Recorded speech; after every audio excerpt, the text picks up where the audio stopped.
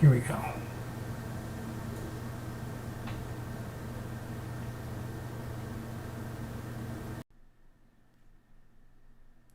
All right. Sorry about that. I think I had a microphone issue, and that's why I usually do an audio test at the beginning of every one of these. So hello, hello, hello, and welcome to the Pixologic stream. If you guys can hear me on all three of the services, being Twitch and also on Facebook and also, okay, good. YouTube is good.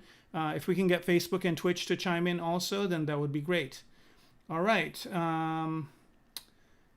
Hey, how's it going? You guys should have legible names so I can read them out. It's like it looks like this one is what? Camelot Lord 91. Okay, cool.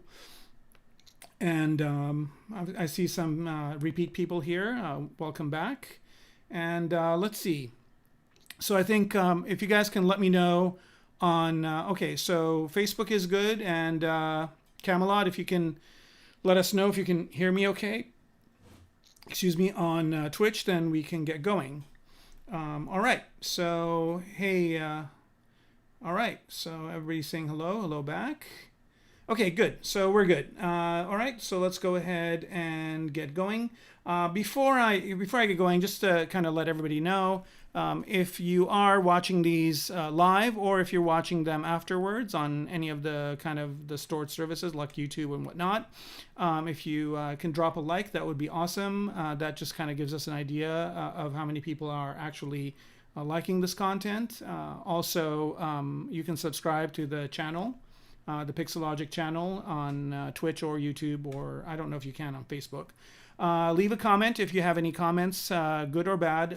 We would love to hear from you. And also, if you have questions, of course, you can ask during the thing and during the stream, and I will answer them for you. But if there are some that I'm not able to get to, or if you are watching this after the fact and it's not live, so you can leave your questions in the comments, and somebody from Pixologic will get back to you. Yeah, some folks also send me emails with questions, and I answer them as well, so you can always do that also.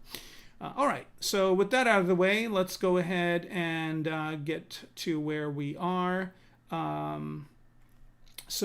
Here is a kind of a non-photorealistic NPR render that I did, and this is a filter that I've modified. Actually, there's quite a few filters that come with, oops, we didn't want to do that. Quite a few filters that come with ZBrush proper. So here, if you go to BPR and filters, and I guess I need to render this first. There's quite a few that come with it, and of course you can customize these also.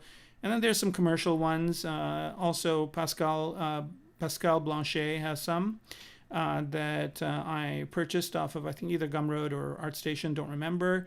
And then, of course, you can even tweak those out. So here's a couple, we'll try them out. So here's one that doesn't really work well with this.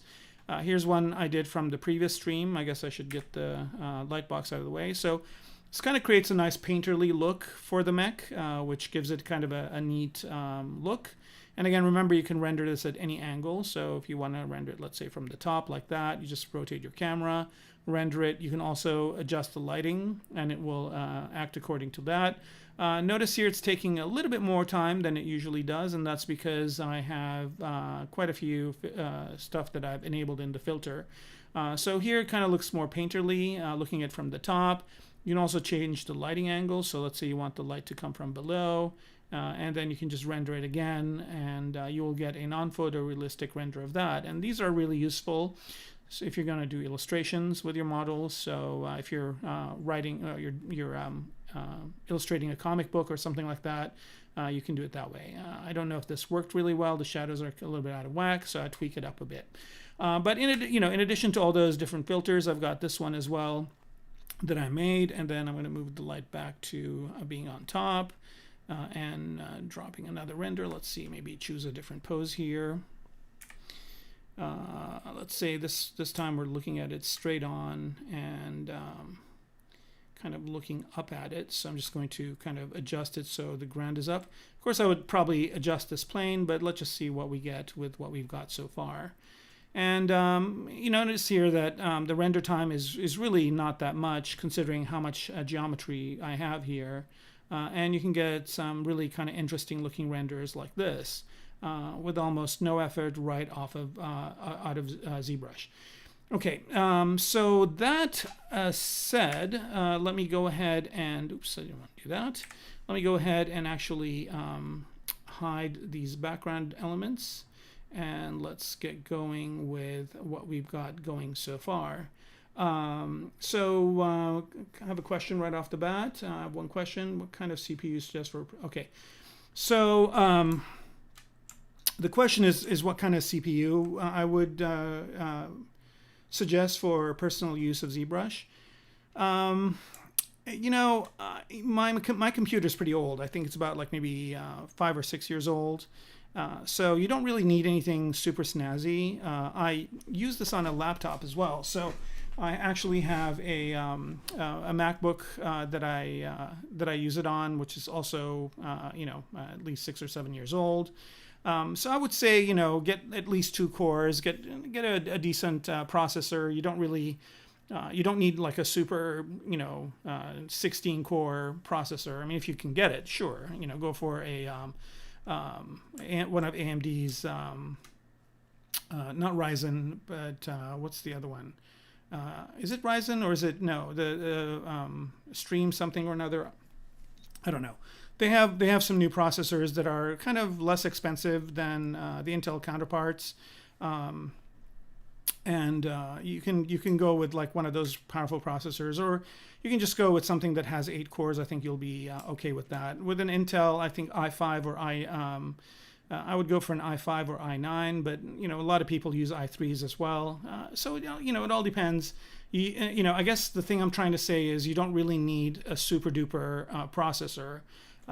You know, get the most you can afford, and then as far as the graphics card is concerned, ZBrush doesn't really use the GPU. I mean, it does use it for some calculations, but it doesn't use the GPU to display.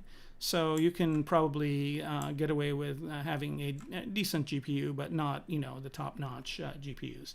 AMD 5950X, somebody's mentioning, yeah, I think Threadripper, that's what it's called. Yeah, the Threadripper chips are pretty impressive from AMD. I think they're kind of the best value for the dollar right now, but I'm sure Intel isn't sleeping on their watch, so I'm sure they'll come out with something new as well. But the thing is, you know, with processors, you always want to be, you know, you want to have something that is good enough for at least the near future. You don't want to buy something that's really low power and then suffer. You know, have to buy another one in 3 years or 2 years. So I don't know if that answered the question, but yeah, I mean, I'm running something pretty powerful right now. You know, but it's a 6-year-old powerful CPU, so I think I've got a little bit more life left in it, and then probably in the next 2 years I'll probably upgrade when Intel comes out with their new chips. I'm kind of more of an Intel person, but I've used AMD before, I guess, you know, depending on what machine you have. All right, cool. All right, so going back to the Mech here, I've done some minor changes and kind of added some things. So here, I did this a while back. I don't know if you guys remember. I don't know which episode it was in, but I'll just go ahead and isolate this piece. But I did this piece in a previous episode where I used some of the new masking brushes, which is the Mesh Project brush, and an alpha, and projected this on. But then I went ahead and did an extra step where I basically used the simulation to make this kind of into a cloth and just made it collapse on the hull of the object. So now it basically is this mesh on top of the Mech that, you know, people can hook up their legs to or whatever, or you know, if they're working on something, they can kind of slip it in. And I kind of cut it off. I had it on the entire part, but I cut it off, and I think it kind of looks interesting. Leaves it blank, but also adds some visual interest. And of course, we can always turn it off if we don't need to. The other thing also is I added this active armor piece, and these are things that I modeled with ZModeler. Just a really simple kind of, here, I'll isolate those as well. Just really simple geometry that's been dynamic subdived. So let me undo that. So you can see here just really simple geometry that I created using ZModeler. And there's just two pieces here. And then let's see, let me go off of polyframe here and go off of solo. So I've put a bunch of those here thinking that if this thing was being attacked from the front, it would have, these would be areas that they would try to hit. So there's protection there and there's protection here. And if the bullet or whatever hits it at this angle, it glances up, either hits one of these guys or glances off the mech. This would be reinforced. The other thing I did is I put this Gatling gun on top over here because I think it looks better. And then also, so I put some optics down below here. And these are all just kit bash parts from various different kits that I used. So I just put those down here like so. This is where kind of the optics of the mech would be. And then I have a kind of a bullet, kind of a drum over here, but I don't think I'm going to leave that over here. I think I'm going to move that. Maybe I'll do that today during the stream. So yeah, I did some work there. I kind of worked on this leg piece a little bit more. I was working on it last time. It's still the kind of the same piece. I retopoed it. So here it's kind of, I made some changes so it optically looks better. And did a little bit of work here. I think I need to put some things here in the leg area. There's kind of this area showing in here. So I'll put some guts or something in there, like a piston or something, to just create visual interest so that if I have it at an angle, the light doesn't just go straight through.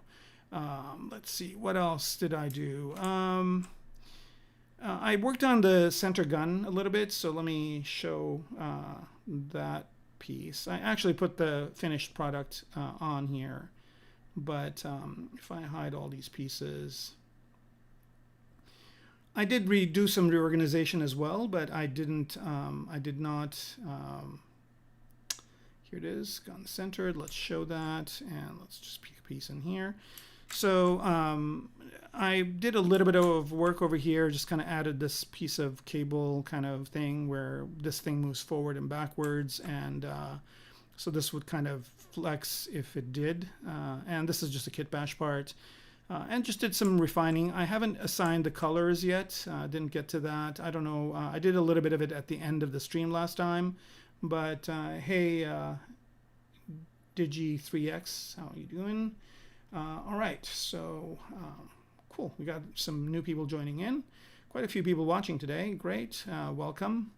And so one of the things I wanted to show you is just like, it's always a good idea to do these kinds of things when you are doing concept design. So for example, here, these things over here are either some sort of a radar or some sort of microwave weapon that goes underneath the cannon. And so this is its opened up view, right? So this wouldn't be open when the thing's moving forward because it would create more drag. So basically, I'll go ahead and just go to it here. So you can see I've got it in the open state, so this is how it would be when it's active. And then I created a couple of animation steps to kind of close it up. And then I kind of thought, this piece over here would be, I'd figure out something else for it, but it kind of looks like cool like that. Just kind of, it created a really interesting silhouette for this. So I decided to leave it as is, right? So I'll do a quick render here. So you can see if I was looking at this from the top, it would look pretty nice. And so here I can just kind of move up and down. I'm just using the up and down arrow keys to move between these subtools. I just basically duplicated the subtool and put it into position so that now I've got these three different options for this. And I can use any one of them when I'm actually working on it. So that's basically it. I think this thing is done here. I did just some minor refinements. Another thing that I also did was a lot of these pieces here were dynamic subdiv. Right, and so I went ahead and applied the dynamic subdiv so that I basically have it all kind of combined together as this, so that when I copy and paste it, it will not paste a gradated version of it. Okay, so there's that, and let's go back to all the different pieces. So last time, I think when we ended, I did, it's the old horrible Gatling gun, but the new one, I basically started assigning materials, like the different materials to these pieces. And I'll be doing maybe a little bit more of that today. But also we're going to be working on kind of finalizing some tertiary details on the mech to get it basically finished up completely. So I think the modeling will be done today for sure.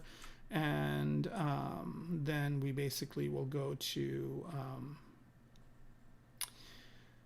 So I guess I should mention this too. I did mention it last time, but I should mention it. The reason why I'm assigning all these materials is not because I want this to be gold. You know, I mean, far from it. But what I would want is I would want to combine this as one piece. So right now, this is a whole bunch of different subtools, right? So you can see here, there are all these subtools that are in this, this folder. But what I want to do is I want to copy this as one piece. So I'm going to merge all these together so they're one piece, and then I can move that around and position it. But then when I load it into KeyShot, I can just drag and drop, and when I drag and drop into these shapes, if they're a different material, then they will be assigned different materials. So I guess I could show that. Let me do it. So you guys get the idea of what's going on. So here, let me turn KeyShot on as the external renderer, and let's shoot this guy over to KeyShot. Oh, I guess I should have merged it first. Oh well.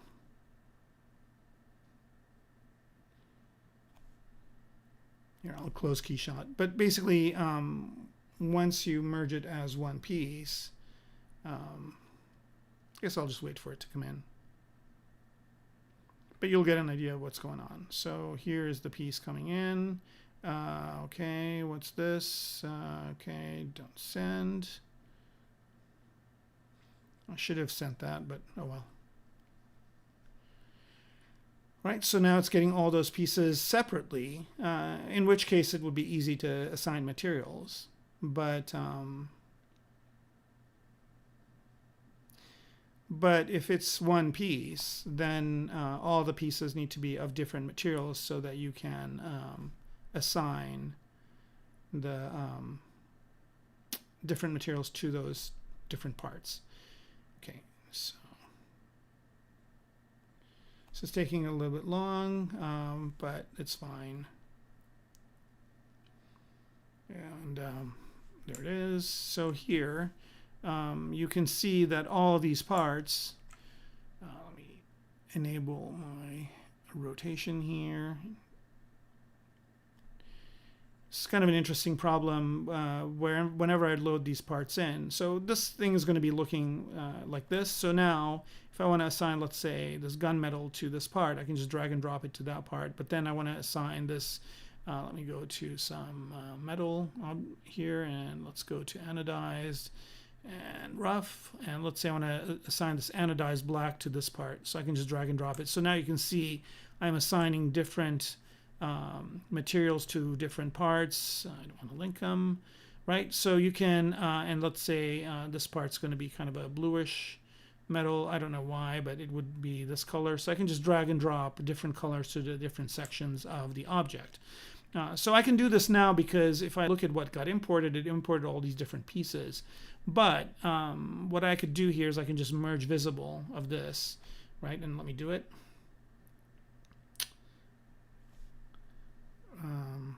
And it should create a new merged. Okay, so here's the merged piece. Right, and notice here that this one doesn't have, this is not rounded or anything like that because I did not accept the dynamic subdivisions. But that's fine. So now if I take this into KeyShot, so let me go into KeyShot here and delete this. Yes. And go back into KeyShot and render it. So now this is coming into KeyShot, right? But it's just one piece. Or a few pieces. I don't know why I picked. I guess it separated them out. That's right. And that's what it does. It separates them out by material. So now I can say this one is going to be anodized black, and then this one's going to be, I don't know, this copper material, and this one's going to be this red material and whatnot. So then I can assign So basically what it does, it basically splits up your object here by material, so that whenever you drag and drop the materials to them, the material is done. So this is kind of a nice shortcut and a good way to do it. You just have to assign the different materials to the different parts. The challenge, of course, is, I mean, it's not really a challenge, actually. It's the way it should be. But I guess the thing I want to warn you of is that, let me go back to the full thing here, is that if you you have to assign different materials. So if you go to the material tab here in ZBrush, notice that they're matcap materials and they're standard materials, and it doesn't matter which one of these you choose. So here, I mean, obviously I'm not going to have this be gold, but you just go through the materials and you can assign the materials. Now the good news or the bad news is that you're limited by these this number of materials. So however many materials you have here total in ZBrush is the number you are limited by. But the good news is that this is a lot, right? I mean, you probably are not going to have more materials than this on one specific object. And if you are, then you might want to import it as separate parts. But it's really kind of nice to be able to do this. All right, so okay. Yeah, I do have a lot of subtools. That's a good point, and a good way to, instead of going through and fishing through here, if you press N,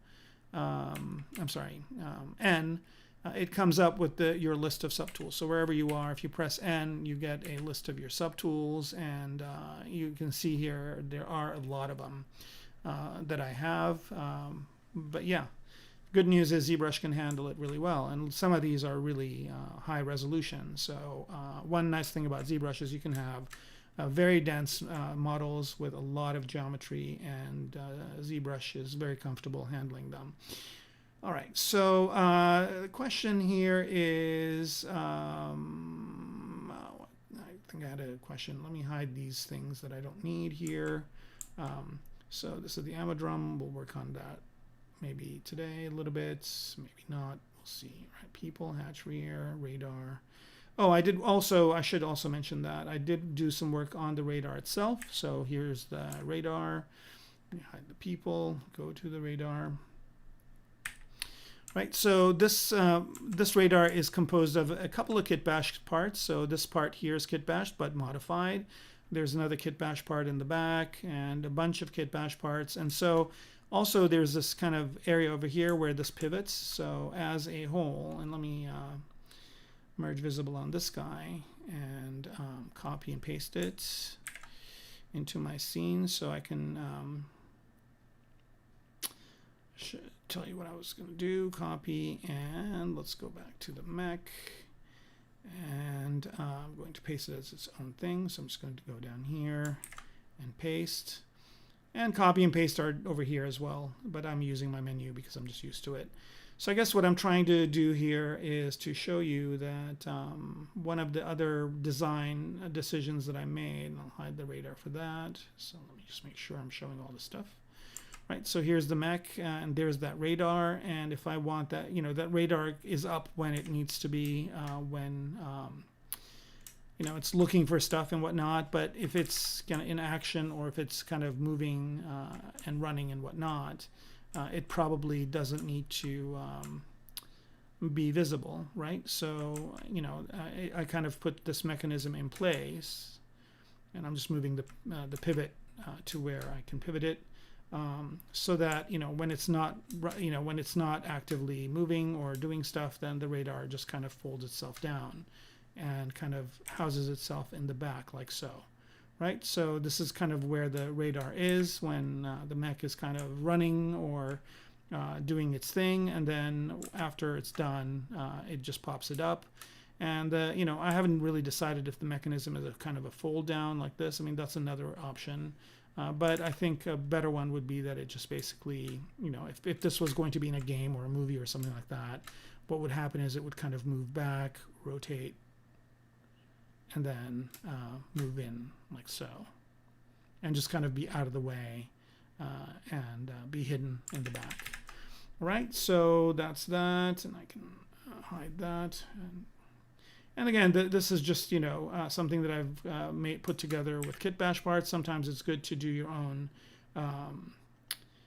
Sometimes it's good to do your own kind of stuff, model your own stuff. But sometimes if you're short on time, it's really easy to just use kit bash parts and put them together to create it. I still have the Z-sphere railing here, which I haven't finalized, but I've got a version of it. So I've worked on this online before in the stream, so I won't do that again. I put this piece up here as kind of another kit bash part that was available, and it worked really well there. So, you know, just by doing a little bit of kit bashing. The other thing that's very important is you've got to kind of think about human elements. So this thing has to have lights. So I've got a couple of lights over here on the left and right. So it would have two big kind of projector lights that would light its way. And then I'll probably put a couple of lights up here and maybe some indicator lights so that it could be spotted from the air or something like that. Okay, so let's see, there's some questions here. Do I prefer KeyShot over Substance? No, I mean, they're two different things, right? KeyShot is more of a rendering software, and Substance is more for texturing. I do texture in Substance, and if you guys are interested in that, I don't know if I'm going to do it for this specific thing here, but let's see. Where is the I'm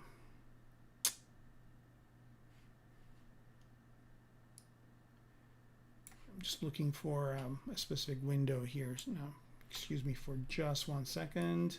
Let me find it. The browser tabs are here we go. No, that's not it.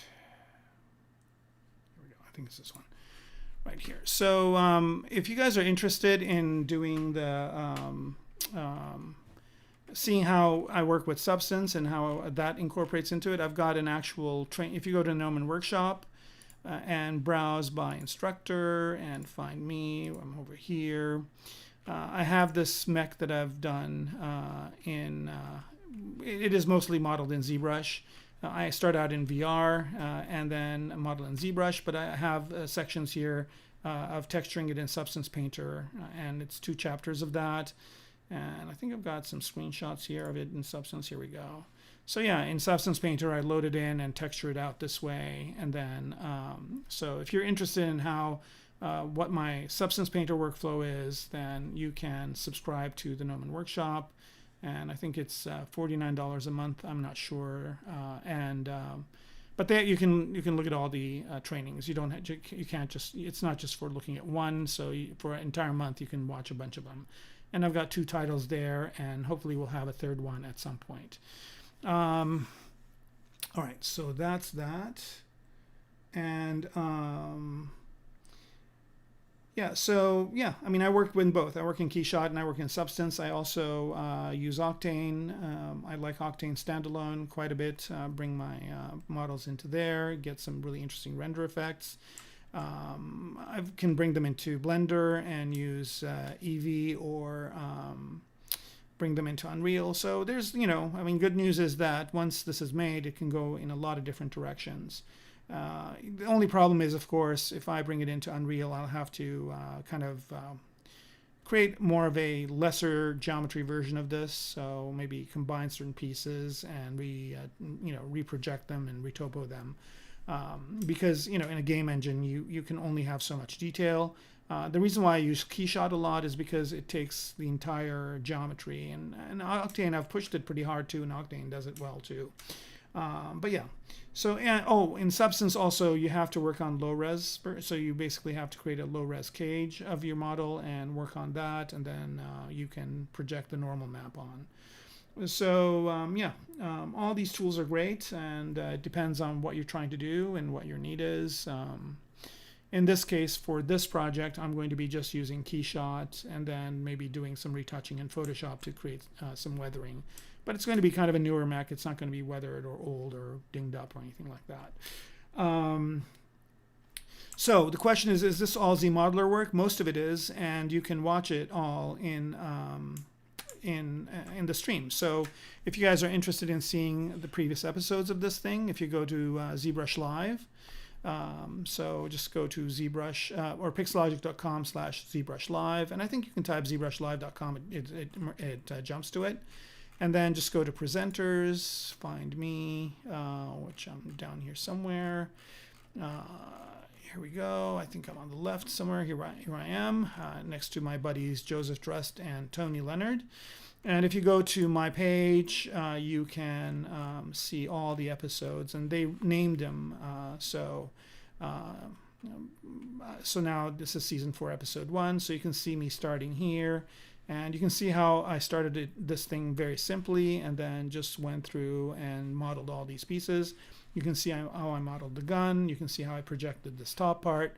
So all that is in here. And like I said, we have 9 episodes on here, and of course you can watch the 10th. You can also go to the Pixologic channel on YouTube, and they're here as well. You can just go to videos, or I think there's a channel with all my videos in it. You can watch it that way. Oh, look, here we are. All right, so I should be talking about Mixamo in a minute, so we'll kind of put this to the side. And yeah, so a lot of these are done in ZModeler. There's some things that are just done with certain tricks, like for example, these radar plates over here were done with alphas, and I'll go ahead and show how that's done because it's kind of a cool process. So what you do is you go in and load an alpha. So here, let me just go to Lightbox, go to alpha, and you need, you can choose all sorts of different alphas based on their depth. So I'm just going to go to my alphas folder and go to, see, I've got a lot of alphas, but the one I'm looking for specifically is, let me go to here. This is another alpha pack that I got online, I think from Gumroad or ArtStation, I'm not sure, I think Gumroad. And so these are all alphas that you can model with, which is really cool, but you can also make these into models. So for example, here, if I want to create, let's say, let's see which one of these could work. Like I want to create a screw top, right? So I can either model it in or I can just if I want to kind of one that looks like this, I can just go ahead and go to, let me go to the standard brush, like that, right? So what I want to do here is just load in that alpha. So if you double click on it, it loads it in as an alpha. There it is. And then just go to the alpha menu and get these out of the way. So let's say I want this as a 3D object. You go to alpha menu, and under make 3D, right, you can choose a resolution. I'll start with 64, see what that gives me. And then here, you can say you want it double-sided or not. Here, I'm not going to say double-sided, and just say make 3D. And now I've got an object. And let me turn double on so you can see it. Or actually, I can turn depth on, which would be better. Dynamic, thickness, no smoothing, right? So now I've got this object that I just created just from that alpha, right? So this could be a plate, let's say, if you do architectural visualization. Or it could be like a screw top or something like that you can use.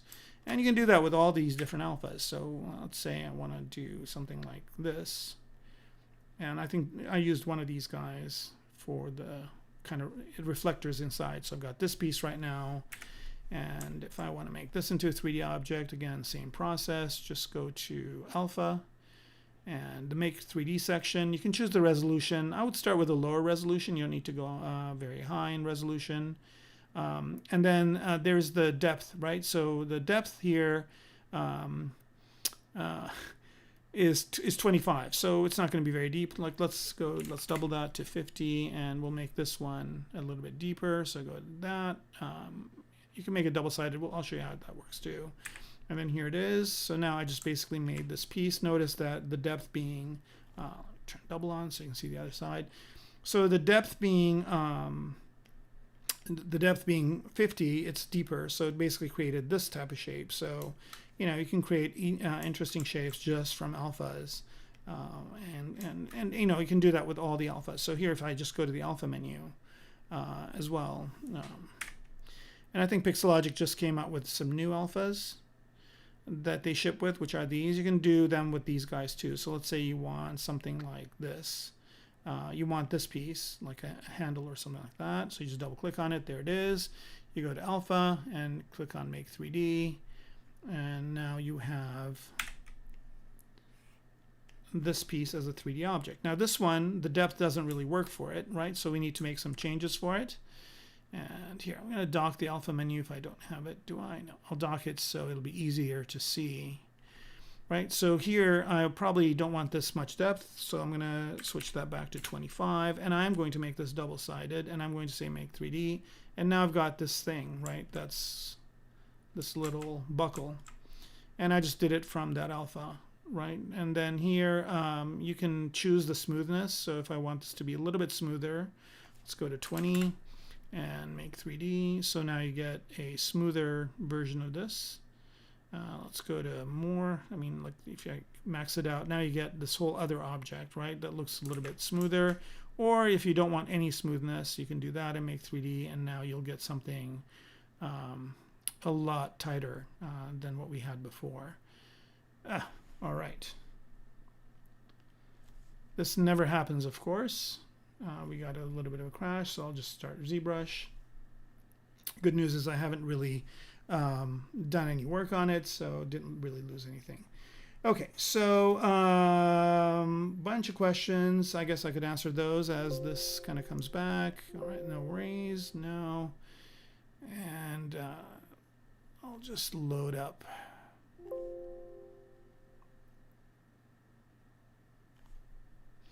My latest version of this. And while that loads, we can answer some of the questions.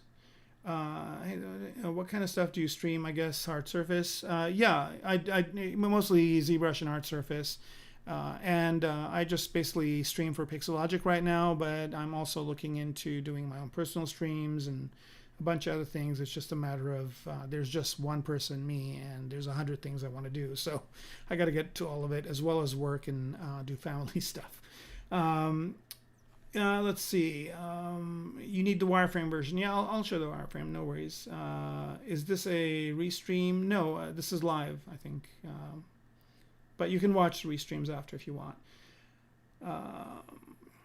Can I mean, you know, if you're asking me to confirm, or are you asking folks on the chat to confirm? For me, KeyShot is pretty stable.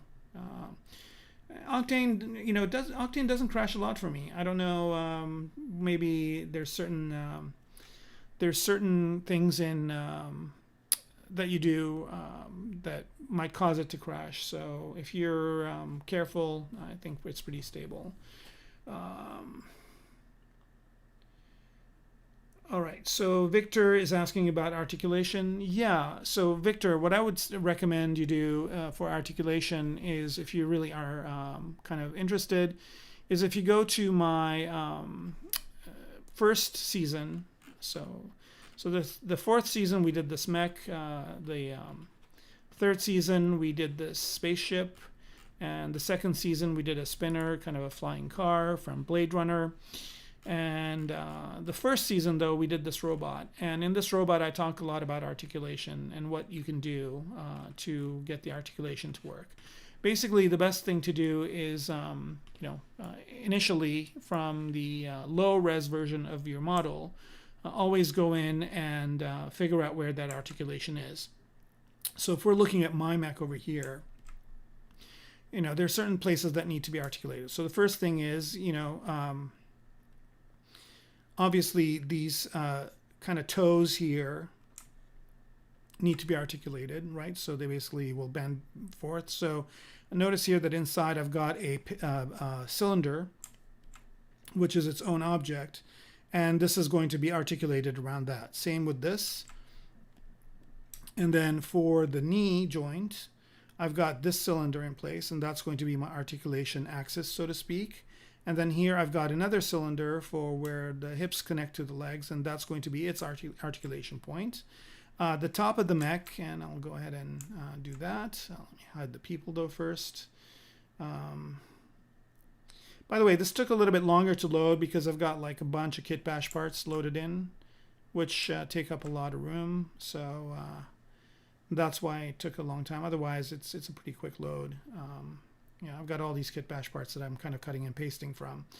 But going back to my main model here, you can always test out your articulation in ZBrush very easily by using the, for lack of a better word, the pizza boxes way of doing it. And this is how that works. So here, if I'm on any tool, if I hit W here, right, and click on this icon up here. So right now I have the gizmo, and if I click on this one, it basically has it so that all of the pieces can be moved together. However, by selection, like here, if you just select a certain part, for example, that part will be moved as well. So notice these are grayed out, but these are not. So here I'm going to deselect. So selecting is Control and Shift, deselecting is Control and Shift, and then Alt, which makes it red. So now I've got this going on, and what I want to do is I want to rotate the top of the mech. So I'll just go ahead and put this in the center, like that. And I want to position my gizmo at the center of rotation of the top of the mech. So I think I've got it to be over here somewhere, like that. And then just angle it correctly. So this is kind of where that pivot is going to be, right? So there's that. And I don't know if, I mean, I would spend a little bit more time getting this to be accurate, but now I can rotate the whole top part of the mech around. So it will be very easy for me to kind of articulate where this is going to go, right? And then similarly, similar to this, I can also do the same thing with other parts. So here, let's say this part's going to, all these parts are going to be unmovable, and maybe this part here is going to be unmovable.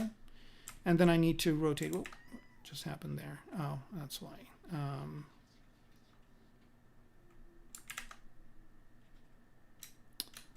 Keep going back here. I think,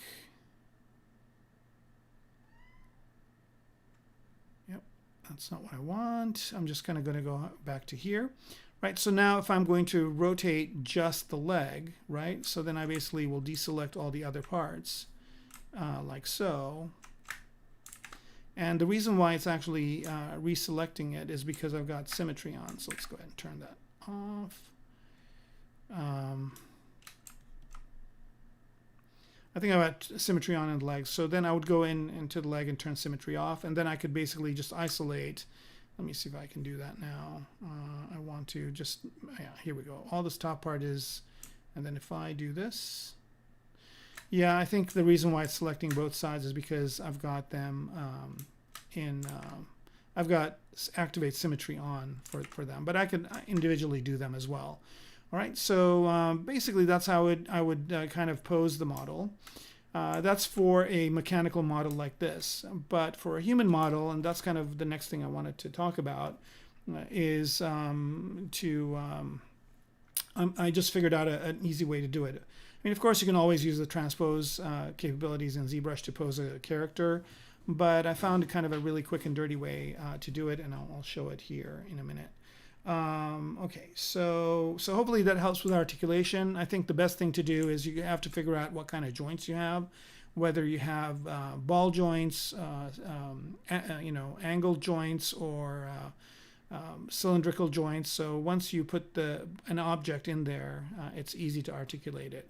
Of course, I'll be doing some tweaking with these pistons and whatnot, but for the most part, I can kind of get an idea of what it's going to look like.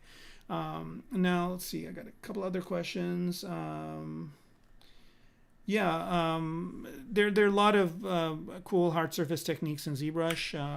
On the streams, I think there's a couple other people that do hard surface stuff, but in the industry, there's a lot of hard surface ZBrush artists. Storm Shadow, thanks for liking the design. Yep, I mean, that's kind of my thing, is I do a lot of work in design, so thank you for that. Okay, so did I make this from reference? I did make it from reference. However, I have a pretty intense reference sheet. I think I talked about it at the beginning, but I'll go ahead and show it again since you are asking about it. It's easy enough to do. So here is my, nope, that's not the one.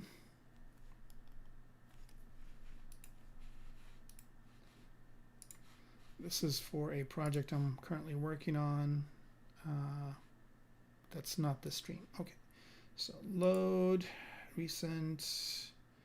Here's the Mech one. Yeah, I was surprised that that loaded so fast. So here's kind of my, and I use PureRef for reference. You know, you can use a bunch, there's a bunch of different tools for references, but I like using PureRef just because it's very simple and very to the point. So here are some ideas that I had for the gun, right? So this is kind of my entire reference board, and I've got some scenario ones, which are basically just some action scenarios that I can look at for ideas of the setting to put it in. And I kind of like this hangar idea, so I might create kind of a version of this hangar. I also like, did I have one? Yeah, I like this idea where it's kind of going into a ship. So I could photo bash this. I could maybe erase these tanks and put the mech as if it's walking into a ship. That would be a nice kind of scenario. Maybe have it where there's explosions around it. Maybe these are how the people would be going up and down from the mech. So I have that. Here are some ideas for the radar, right? So these are some ideas I got for the radar that I made. Here are some ideas for inspiration. These have nothing to do with the mech, except they're just cool things to look at just to get some ideas. I have a couple of mine in here. This one's mine and this one's mine, but there's quite a few other ones that are cool looking, so I get some ideas from them. I've got materials, which we haven't really gotten to yet, but these are some materials that I thought would look cool for the mech. Some ambulation, how it would move. I think we did this in the first couple of episodes. Lighting, kind of some lighting ideas, things that I like about lighting that I could incorporate. Some ideas for the guns. And you can see there's a lot of influence from some of these guns in here. So I, spend a little bit of time. The cockpit, if I was going to have a cockpit, I decided not to, just because it'd be too much for this one project. But you can see here that there's some really cool cockpits that people have made. So I could have done that as well. And also colors that I like. So when I go to kind of color this thing in KeyShot, I could look at these colors and use some of these colors for the parts. Right, so having a reference sheet like this and having it on the side is very, very useful, and people should be doing that whenever they can. Okay, so let's talk about the Mixamo part, and that is that here I've got some people on the mech. So I've got one person standing, which is kind of a boring pose, and then I've got some pilots sitting down in here as well. Let me turn those on. And you can kind of see their head pop up, but let me turn transparency on. You can see them, maybe should be on the pilots.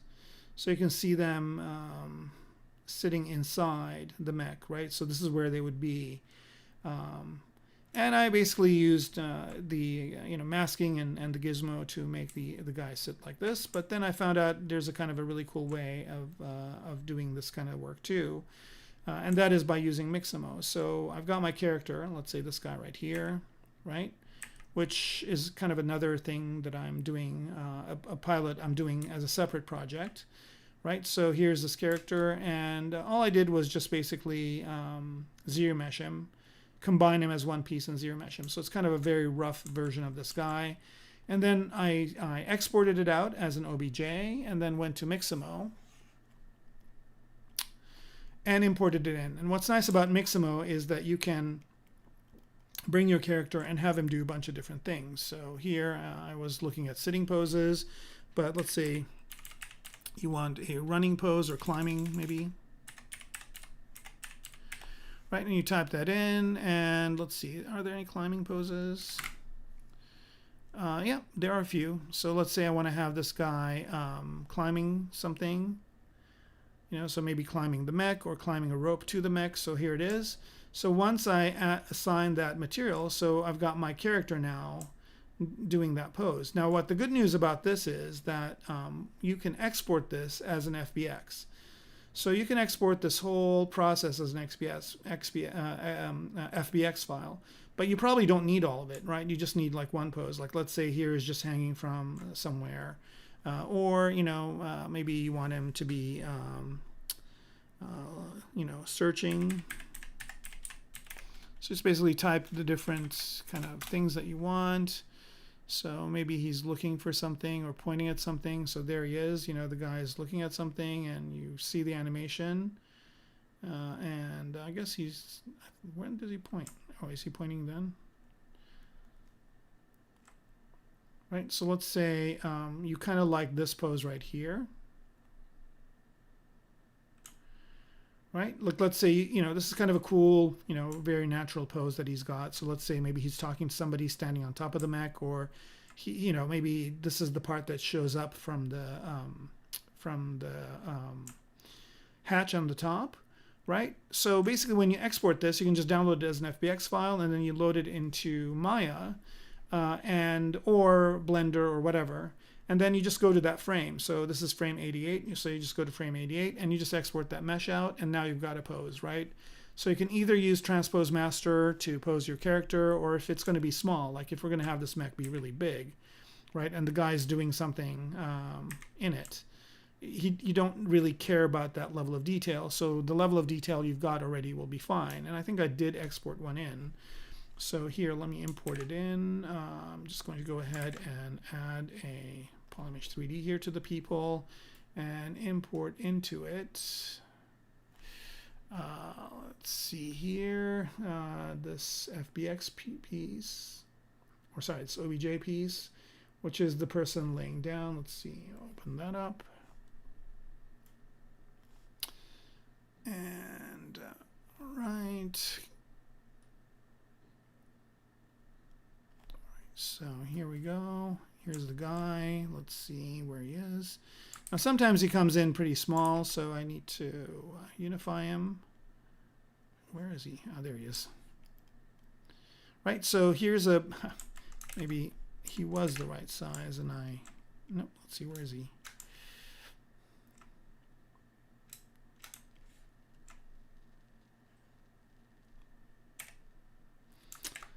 I guess I do need to unify them. So the scale's kind of off, but it's easy enough to just, and where's the gizmo?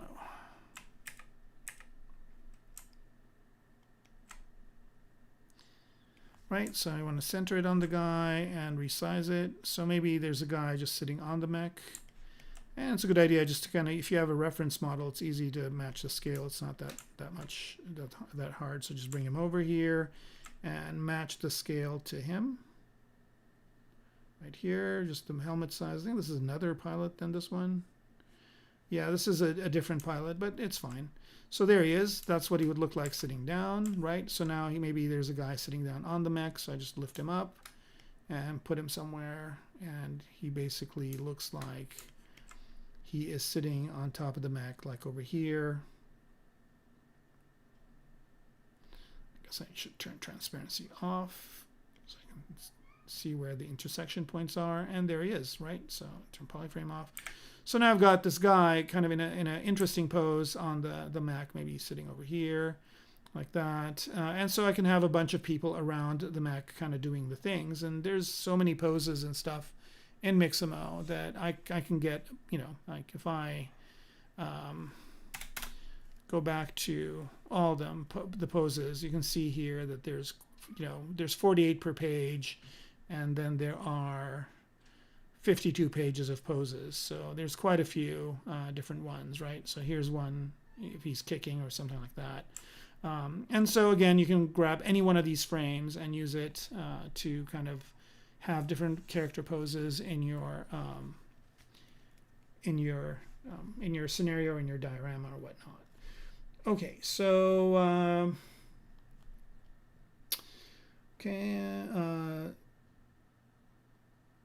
yeah, so yeah, you can have them chilling around that. I mean, you can have a bunch of different poses. You know, you can have like maybe 10 or 15 characters. You can generate them very easily like this, and just populate your entire scene with them, right? So you can have maybe a mechanic or a bunch of different people, and you can see here that this looks so much better than like the guy just kind of doing the A pose. So I'll go ahead and get rid of the A poses, and now this kind of, you know, automatically this becomes more of a story. It becomes more realistic. This guy needs to be a little bit bigger. There we go, like about that big, right? So then he's just kind of, you know, sitting over there doing his thing, and yeah. So that's another kind of a nifty trick. So I'll be doing quite a few of those when I create a diorama.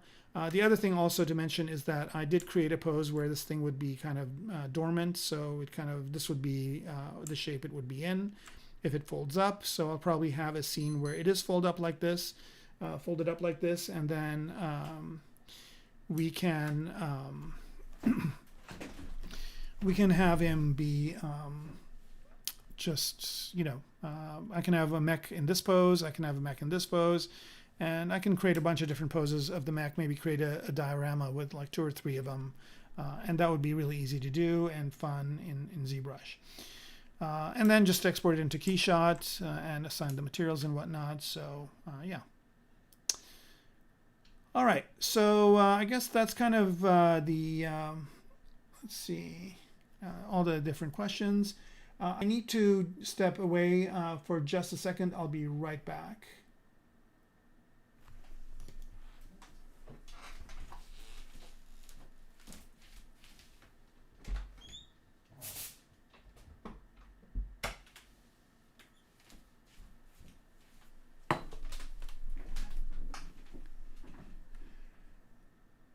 All right, sorry about that. Okay, so now we can kind of continue on with kind of the rest of the work. All right, so you know, now it's basically just going through and finalizing the pieces. And so right now, the people, I don't really need to do anything. I'm going to leave this guy here for now. And so I'll go to this piece right here, which is the rear hatch, solo it out. And so I'll just start looking at these pieces. Like, for example, there's this one, which is part of the door of the hatch. Actually, this might be easier if I... And notice here, it's, you know, organizing your subtools is kind of a cool thing to do, because now you can just go to that rear hatch. This is the rear hatch. It's just an area in the back. Really kind of simple geometry. So you can see this one done in ZModeler, just a really simple piece. And then if I turn dynamic subdivision on, it becomes this wobbly thing, which is not what I want. But then I can use QGrid. Here we go. And with QGrid, you don't really need to, you know, jack this thing up. 1 or 2 is fine. So I usually leave it at around 2. And you can see that those edges became softer, right? And then you just basically move the coverage to a point where you get kind of a little bit rounder edges, like so. All right, and then so since QGrid is 2 and coverage is 2, if you apply this, now you get this geometry. And somebody was asking about wires, so here's the wires for it, right? So it's a little bit more geometry than what I had before, and there might be some edges that are kind of close by to each other, but that's what gets me that kind of cool look. And for something like this, you know, it automatically looks a little bit more realistic than what I had before, which was, you know, these sharp edges. So I could either choose to leave it as these sharp edges, which would be a lot less geometry, or I can choose to kind of do the QGrid and get a little bit of softer edges. Sometimes with the rendering, you can also get soft edges, so it's up to you whether you want to include geometry. So since I have a lot of geometry in this, I'm going to leave it as that for now, and then let's go and just basically start moving down the list of subtools. Here's this piece right here, which is these pillow shapes, and these were really easy to make. All I did was just use ZModeler to create the shape, like so, and let me go down in subdivision levels. So it's just this shape right here. Just really simple, easy to do with ZModeler. I just basically created this kind of frame. And then what I did was I masked everything that's blue, but didn't mask what was kind of this gold or orangish yellow color, right? Let's see, what color is that? This color right here, which is kind of a orangish yellow, right? And after masking it, what I did was I used the dynamics capability in, let me choose white for this. The dynamics capability in ZBrush to just kind of go ahead and inflate this. So it kind of created this kind of sandbag pillow type of look, which worked really well. And then here's the original piece, I think, that I do or do not. Yeah, I don't really need to show this. I can move it to the builders part. So I'm just going to move it up. And I've got a group here that should be called builders. Where is it? Oh, yeah, I actually separated it out. So what I'll do is go through that process. I'm going to copy this. And I've got a tool here that's just builder objects. So this is kind of nothing really.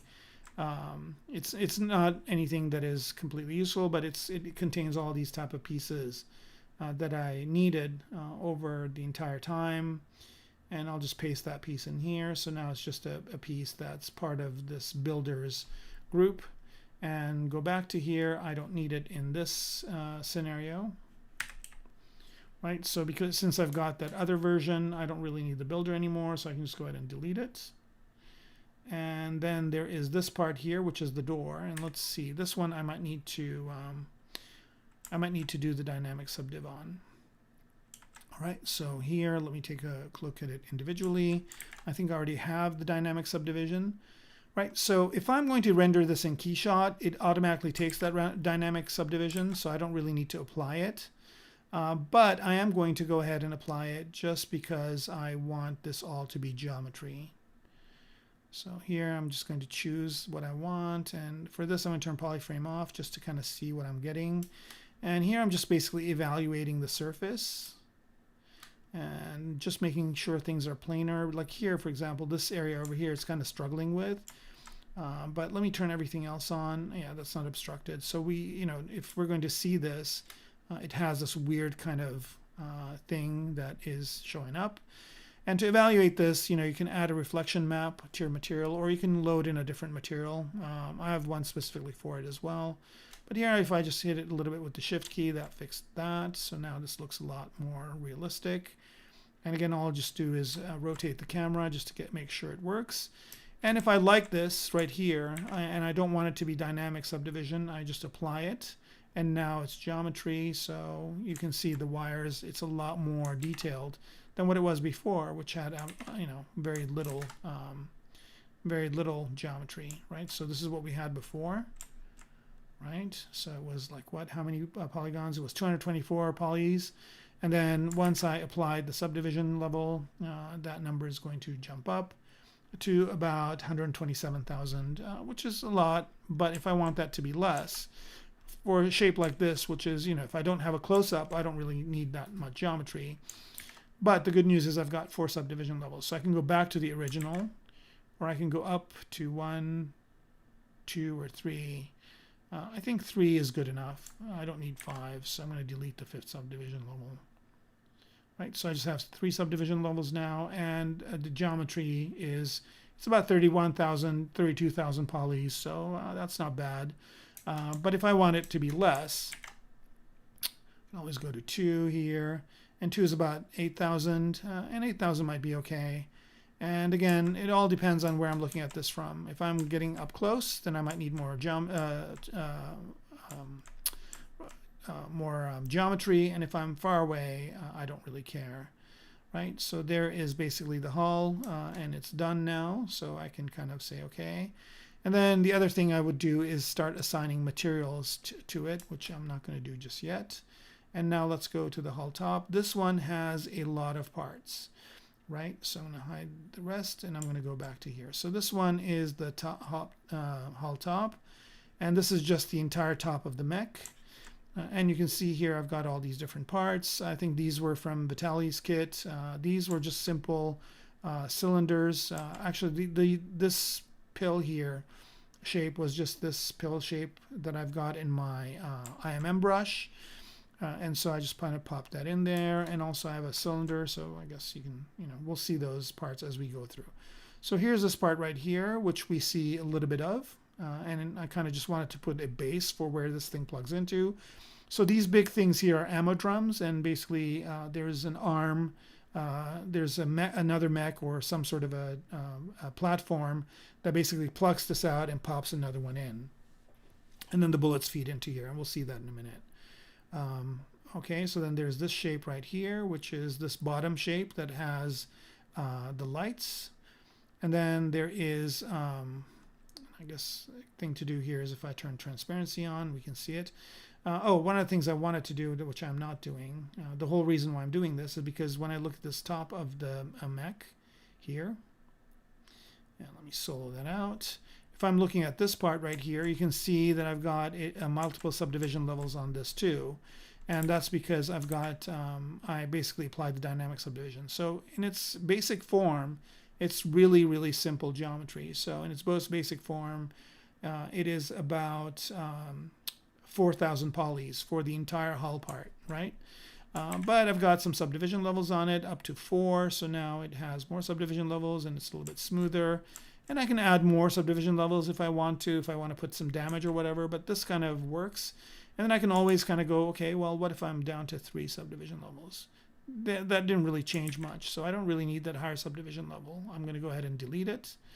Right, so now I've got 3 subdivision levels. You can kind of see here a little bit of difference between 1, 2, and 3. And what I'm looking through here is I'm looking for how the light is bouncing off these surfaces.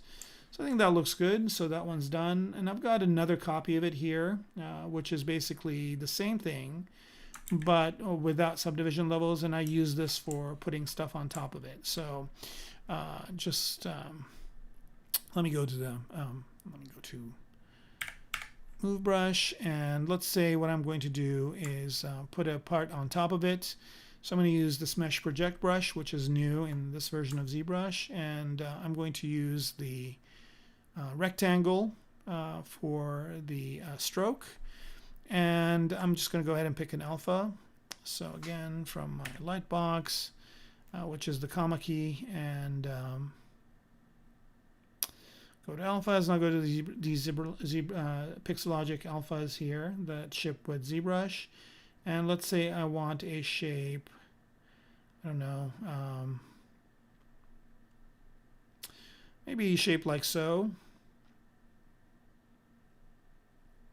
Right, I will add that alpha to my, so make sure you are holding control down, and then if you double click on the alpha, that basically places the alpha over there. All right, I don't need Lightbox anymore, and now I can just place that on top of this anywhere I want. Like let's say I want it to go there, and let go, and that basically creates this. Of course, this is way too thick, so I'm going to reduce the Z intensity and do it again. So let's say this is an Adidas Mech. This kind of looks like the Adidas stripes. So there it is, right? So it basically conforms to the surface of it. And let's say I want some going this way. Oops.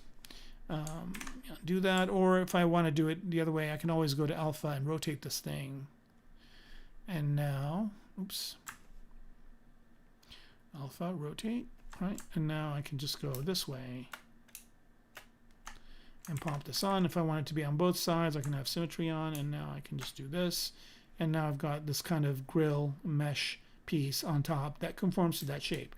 So that's why I had this piece over here. I guess I should go back to why, but I have it hidden, and I'm going to leave it there for now because I might need to add some more parts to it. Right, so then there are these pieces. Let's see if these pieces are need subdivision. I can just move this over. Nope, that's the subdivision they're at, so I can leave that there. There's this piece right here, which right now is at a, let's see, does this have subdivisions? No, it's dynamic. It's got a Q grid of 1, and I'll just adjust the coverage here to get kind of the shape that I want. And all I'm trying to do is not get these kind of sharp edges. I'm trying to soften these edges up, getting a little bit of a bevel on the entire object. So here I'm just going to smooth it out a bit, like so, and smooth this out a bit.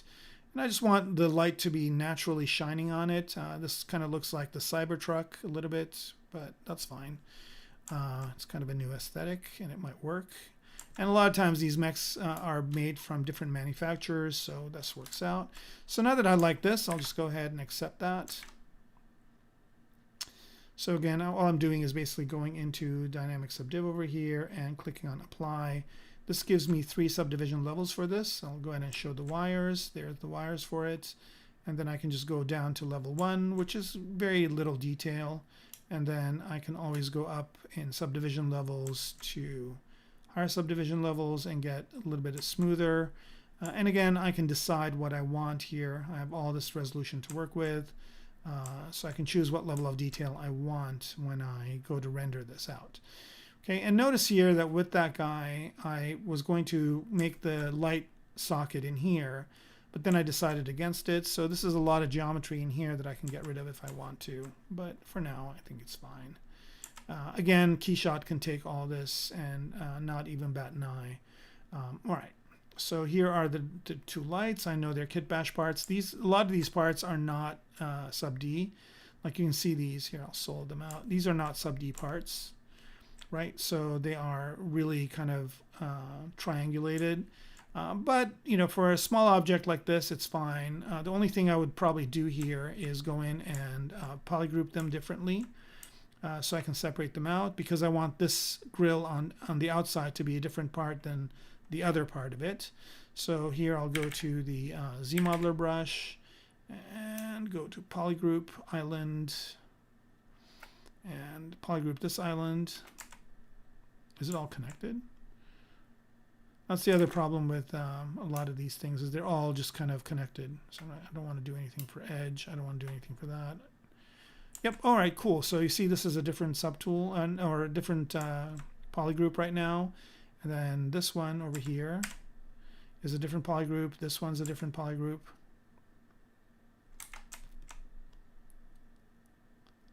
Over here. Right, so I'm just basically changing the polygroups, and the reason why I'm doing that is because I'm going to assign different materials to them. So here, the one inside, I want it to be different polygroups. So then I can assign maybe a light material, a lighting material to this part right here, or I can put one inside. But let's see, is it doing this on both sides? Nope, it's not, because I don't have mirroring on, but that's fine. So what I can do is here I can just mirror and weld this. So now I've got them on both sides. All right, so these polygroups are helpful because now I can either separate these pieces out. I can even do, I think even the screws are different polygroups. So let me see if I can polygroup the screws. Oops. Nope, they're all one piece. See, that's what I mean. Like if I want the screw to be a different material, I can't, because this entire outside part is one material. Right, this whole thing is just one material. But that's fine. For something this small, all I needed to do is emit light, so I will have this kind of be a gobo in the front, and I'll probably assign, I'll either put a piece of geometry in here or assign a material to whatever's in here to emit the light. And for this, I don't really need to do anything. I'm just going to leave it as is, move down. Okay, so here I've got a bunch of these different kind of coverings that I'm not going to use. There's this one, there's this one, there's this one. Right, I was just kind of trying them out, and these are like, you know, it takes literally a minute or two to do each one of these.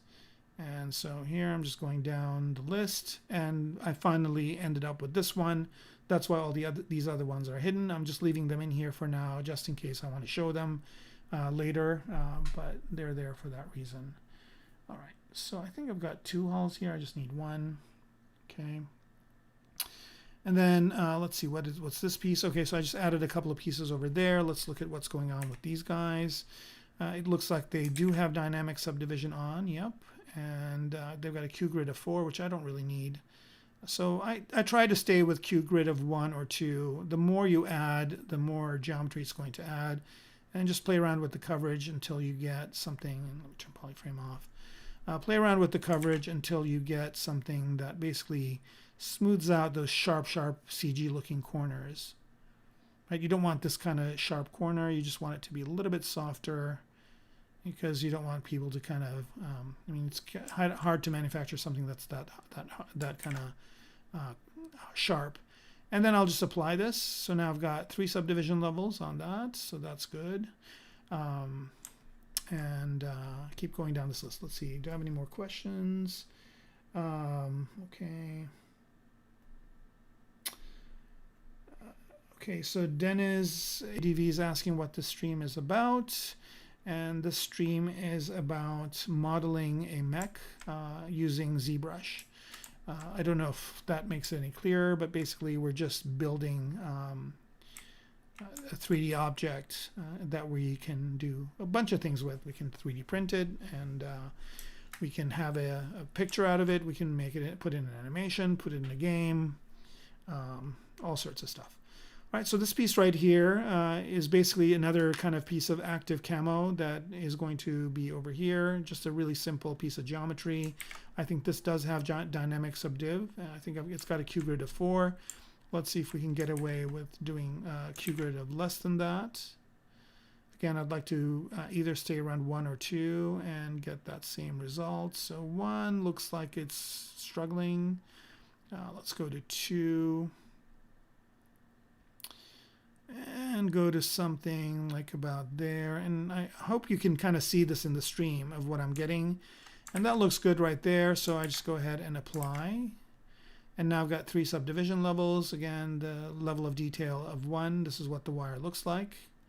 And by the way, if, whoa, what's happened here? It's all tweaked out.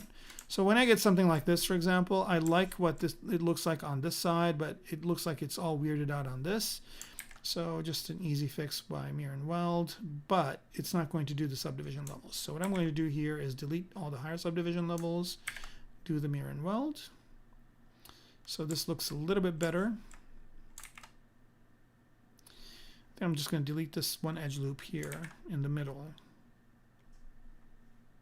Because I just want, because I don't want this to join up.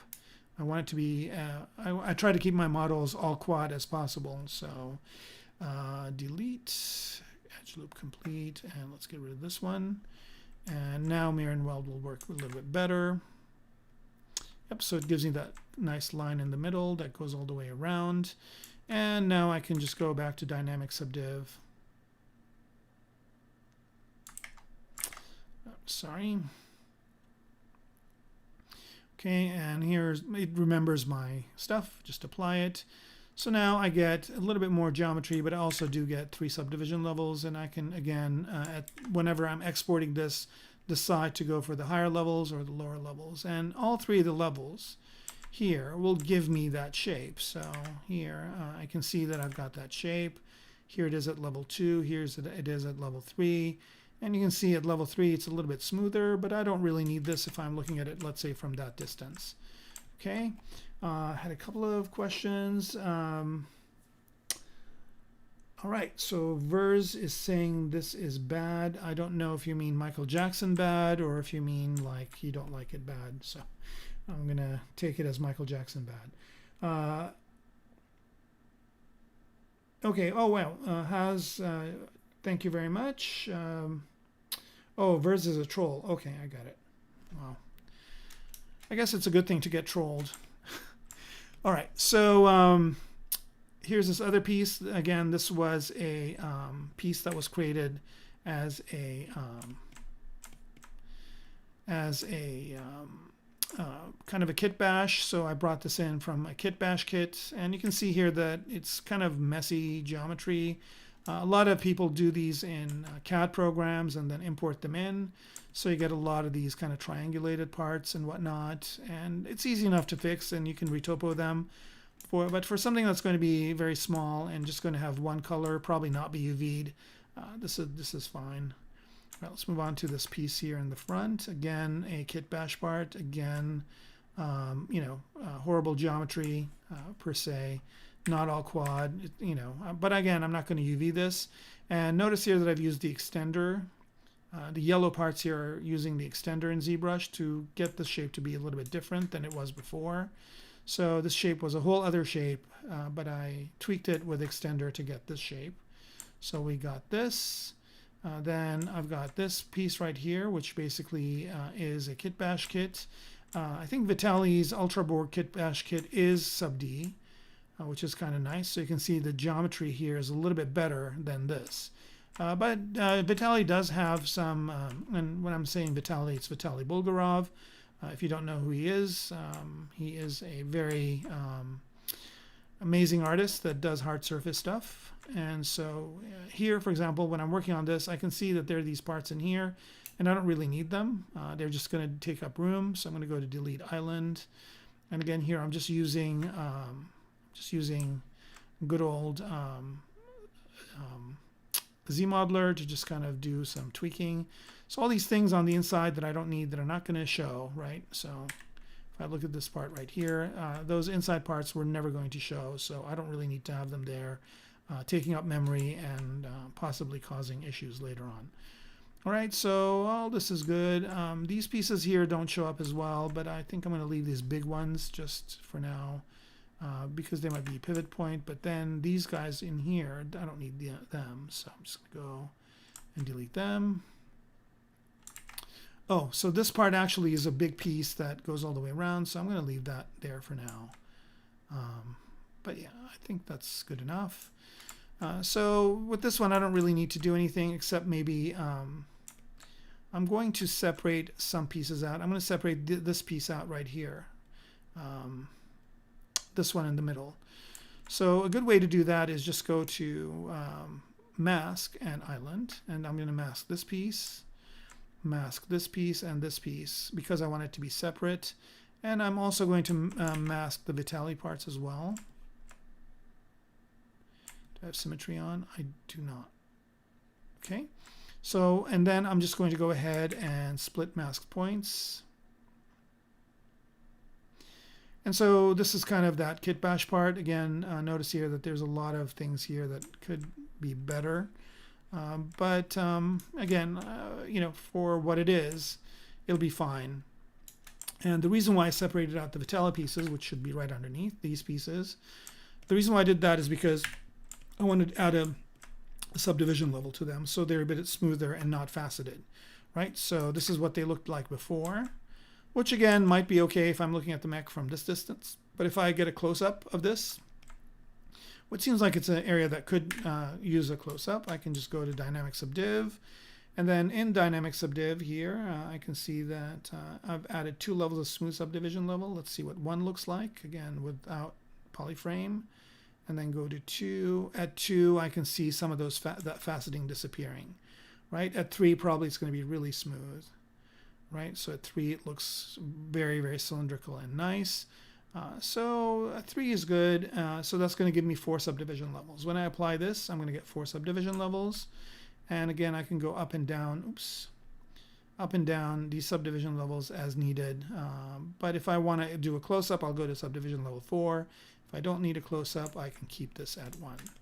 Okay, so continuing on down here. So this is just kind of a process I go through just to kind of finalize every piece. This one is a kit bash piece as well. Leave it be for now.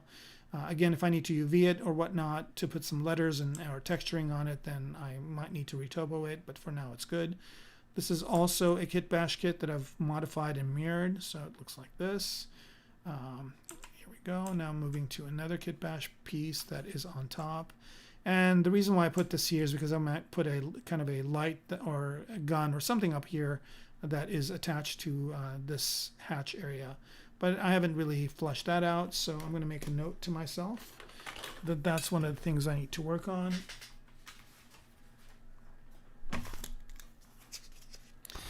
And so at this point, I just basically will have a laundry list of things I need to do. Right, so when I'm modeling, I basically just put these pieces in place, but over time, I'll just go in and add things as needed. So this is another kit bash part, which kind of looks nice over here. But again, if I need to do anything to it, I'll UV it or anything like that, I'll retopo it. But for now, it's fine. Move down to this piece right here. And this piece right here looks like, let's see what's going on with it. So it looks like it's not dynamic at all, right? And it looks something like this. I can see some faceting in here, so let's go ahead and put Dynamic Subdiv on.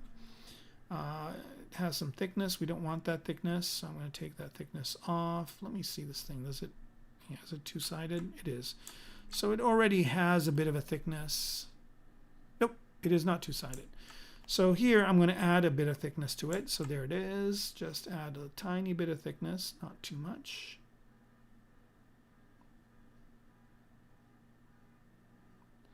Like so. All right, so now I've got a bit of thickness to it. And let's see, if I add smooth subdivision levels, it starts to kind of get rounded, which is not what I want. And then if I turn QGrid to maybe one or two, I get back what I had before. So maybe 1. And let's move that. Oops. Now it's a good idea to save this, which I will do in a minute after I explain this part, so hopefully it won't crash. But what I'm doing here is adding a Q grid of maybe 2 and changing the coverage so I do get less faceting. Maybe go to Q grid of 3. I don't want a bevel. I just want to get rid of these sharp angles. All right, so that looks getting better, getting better, getting better. So I'm just kind of, again, rotating this around, looking to see where the sharp edges disappear. And I do have a little bit of faceting here, so maybe I'll go one more subdivision level. And that looks somewhat okay. Maybe hit it a little bit with smooth, just to kind of get rid of these jutting out edges. And it's all about surface quality at this point. I'm trying to get good surface quality. And also, I need to move this out. The other good thing is, like, I'm moving very little points here.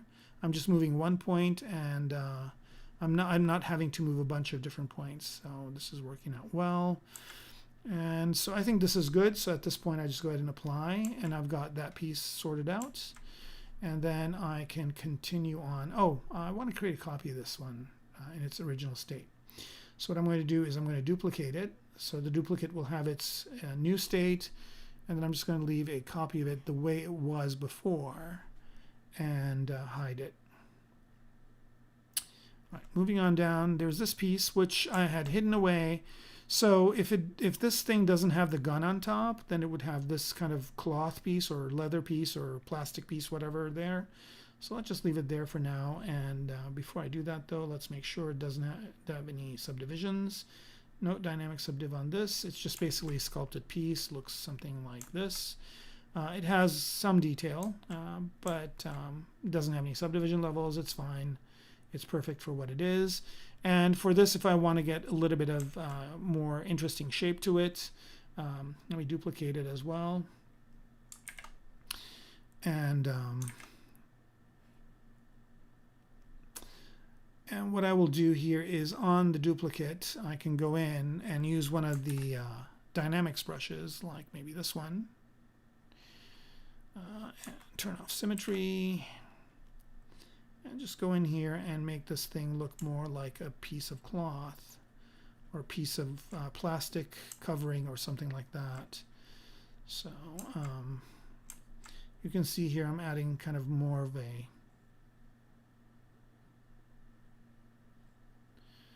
and the level of geometry I have is good for it. If I need more geometry, I can always subdivide it. Basically, this is just kind of creating, more of a plasticky look. I think I might go to one subdivision level. I can always go to dynamic and do it that way. Or I can always add a subdivision level. Like so. And then that gives me a little bit more detail, maybe one more subdivision level. And depending on how, how detailed I want these folds to be, I can just go ahead and add this kind of look to it. Choose a bigger brush. Right, so now that basically made it into cloth. I think I went a little bit overboard. I think I'm going to go back to this state. I think this is fine. And I also have that initial state just in case I need to go back to it. Right, and I'm just kind of making it squash down around the edges just so it looks like it's connected in there. And of course I can always go to the move, cloth move also, which is kind of nice, and just tweak this a little bit more.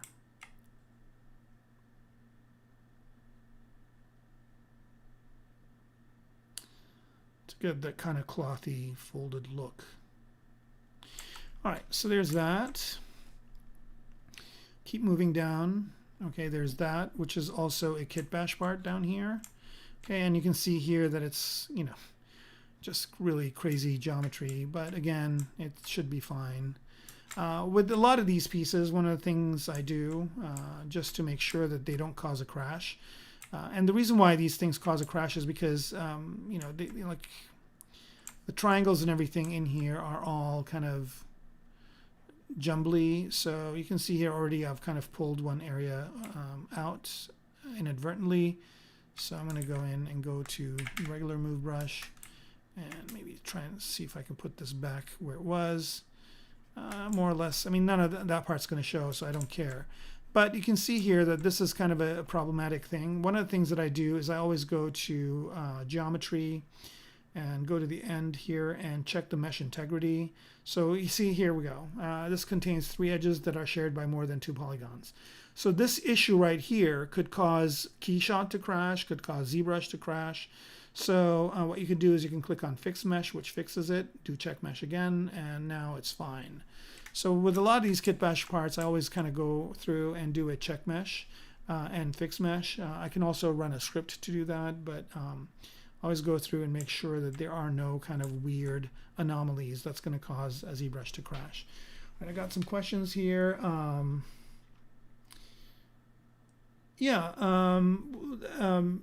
Cheserex, I guess.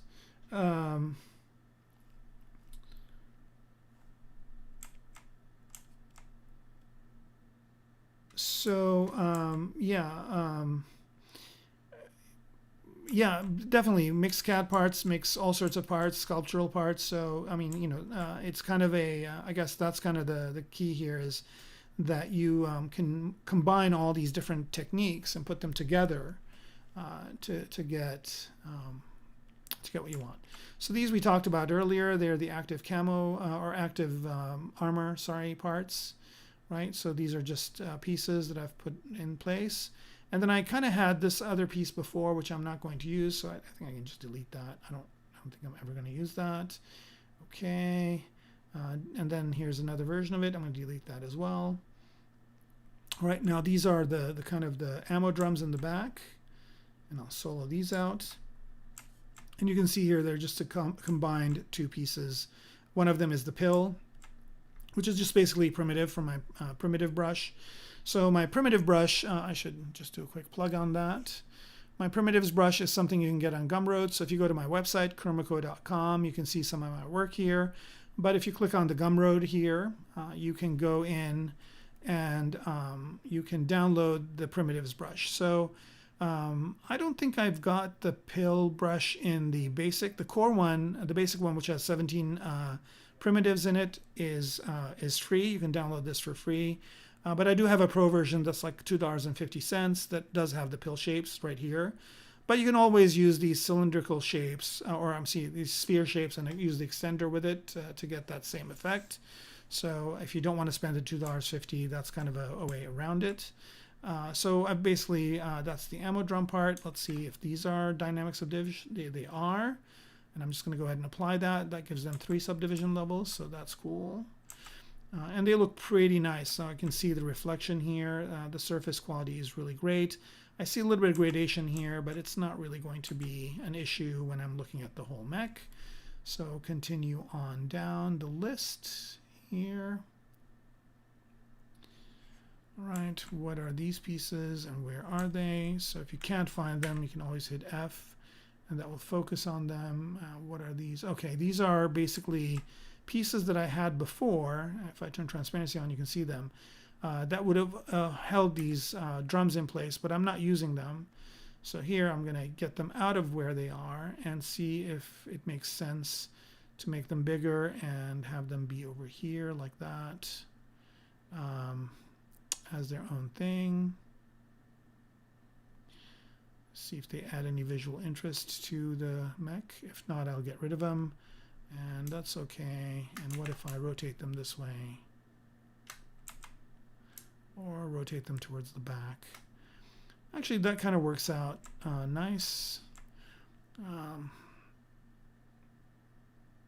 Size them a bit.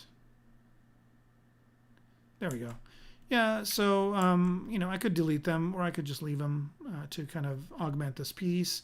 Again, you don't want to use kit bash parts kind of the way they are. You want to modify them and customize them. A lot of times I see people just, willy-nilly using kit bash parts and they don't work well together. You kind of want them to all have the same kind of shape language that your piece has. All right, so I don't kind of like how it's intersecting here. So let's see if I can move this out. If it's going to be any better. And so on over here, that's fine. I think that's kind of where I will leave it for now. And again, working down the list here, there's this piece right here, which I had from before. I don't need it, so it's hidden. I can delete it. I'm just going to leave it there for now. And after a while, I'll go and pick all the kind of pieces that I don't see and put them into builders group or tool. And then, so if I need them at any point in the future, I can use them. This is just a simple kind of rectangle that's down here. So I'll just leave that there. It's kind of intersecting a little bit, so I'll move it up just a smidge. Okay, that's good. And then keep moving down the list. There's another piece that's just kind of there. If I need to, if I, I don't know how much of this I'm going to see, so I'm just going to leave it at that for now. And then we're getting into the hull pieces. That's good over there. Does this have dynamic subdiv on? It does. I'm going to go ahead and apply it. Move down the list. There's the lid for this. I'll center the gizmo on it. And it does have dynamic subdiv, I think. It does. I'll apply that as well. Move down. That's this one. Same story. Where's the gizmo for this? All right, just move it to the center. And turn on dynamic. Apply the dynamic subdiv. There's that piece right here, which is just basically a cylindrical shape. Looks like this. This is something I modeled in ZModeler 100%. Everything from the screws, the whole 9 yards has been modeled in ZModeler. I think I did that in the stream so you can see it. I think it's got radial symmetry on. I'll turn that off. Move this to the center. And have dynamic subdiv. It sure does. We'll apply that as well. Keep moving down the list of objects. There's that, which are these mirrors. I did that in the stream as well. I'll go ahead and apply dynamic subdiv to this. Apply. There it is. And keep going down the list. So now if I have issues with the with geometry being too much, I can always go in and reduce the subdivision levels and then use that piece. So these are the railing pieces. So the first one was the Z-sphere one. The second one was the Z-sphere one with connectors. And then the third one was one that I basically used, made an active shape out of the Z-sphere rig. So right now I've got all these on, which is fine. I'll go ahead and fix those. Let me put that on my list of my to-do list. Railing. So all these little pieces I'll finish up. Each one of them will take a little bit of time. These are pieces that I put, here, bring the rest of it down. These are pieces I put with the railings to have them be there, but I'm probably not going to use them. But I'll leave this one there for now. And then here's another railing piece. This one is another way of doing the railing, which is basically doing using a different kind of adaptive skin. Right, and then there's this one right here, which is basically the bottom part that rotates with the mech. And this basically was a piece that I used using the extender capabilities in Spotlight. I think I did that in the stream, I'm not sure. And that basically sums up this top part of the hull. So that's done. Let me go in here and close up that group. So I got a couple of things to fix in this, and then let's go to the radar. I think the radar is pretty much done. I don't really need to do anything there. You can see here, these are all CAD parts. This one isn't. And let me see here. Does this have dynamic subdivision levels? It does not. So it's good as is. We'll leave it as that. Here is this part. Again, it's a kit bash kit part. But notice here that I've used extender because I wanted the radar dish to be a bit longer, easy enough to do. And I've removed some parts that I don't need. And then there's this part right here, which I think is a Vitali part. And I think this one does have dynamic subdiv, so I'll go ahead and apply it.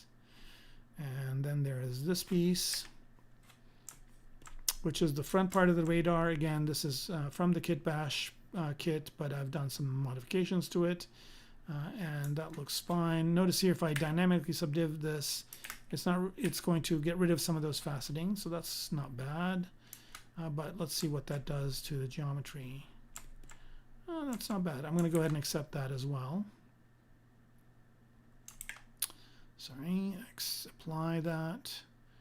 And now let's look at what that did. It added a bunch of detail, but it didn't lose any of its integrity, so I think that's fine. Again, if I do a close-up of the radar, it'll be nice not to see that faceting that happens over here. And again, all of this is going to be contingent on how I render it. These are kit bash parts put together. I'm going to separate them out. Oh, wow, look at this one. It's kind of bent out of shape. Let's go ahead and get that fixed.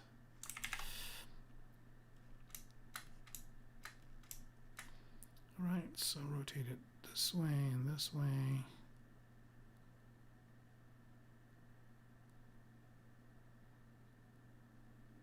I think I inadvertently rotated this the wrong way, and of course I don't have the undo stack for it because of the crash, but that's fine. I'll just get it as good as I can get it. Try and center it as much as I can, and then I'll show you a trick to kind of get it to be perfect. So this is good like this, and then I'll just go ahead and do a mirror and weld in X, and that just fixes it. So now it's oriented correctly. But what I want to do here is separate this out. So split mask points. There it is. Okay, good. And then does this have dynamic subdiv? It does. Actually, I don't know if I need the dynamic subdiv for this. It's a pretty small part kind of tucked in there, so I don't know if I really need that level of detail for it. All right, so what's going on here? Am I turning the visibility off on these guys? No. Okay, here we go. So you see that part's in here. I don't really need it to be smooth. It could be faceted. It's not going to really matter, right? It's kind of, let me turn transparency on so you can see it. So it's kind of tucked in there. It's not going to matter. And I can use extender to morph that even more if I wanted to, but I think it's good the way it is. All right, let's move down a part. And that's this part over here, which is a kit bash part, which is, again, bad geometry. But let's go ahead and make sure. Let's check it. So check mesh. Yep, it has 4. Yeah, see, it has issues. So I'll fix it. So now it's good. And that way it's going to cause me less issues. I think I've got some questions going on here. All right, so all right, let's see. There's a bunch of, man, I was thinking about, okay, so thinking about purchasing ZBrush. Yeah, you can get a bunch of different versions of ZBrush. There is ZBrush itself, which can be costly, but you can rent it as well. So if you don't need to buy it, you can rent it for a few months. So there's that option. Or you can get ZBrush Core, which has some of the features, but not all of them, and that's less expensive.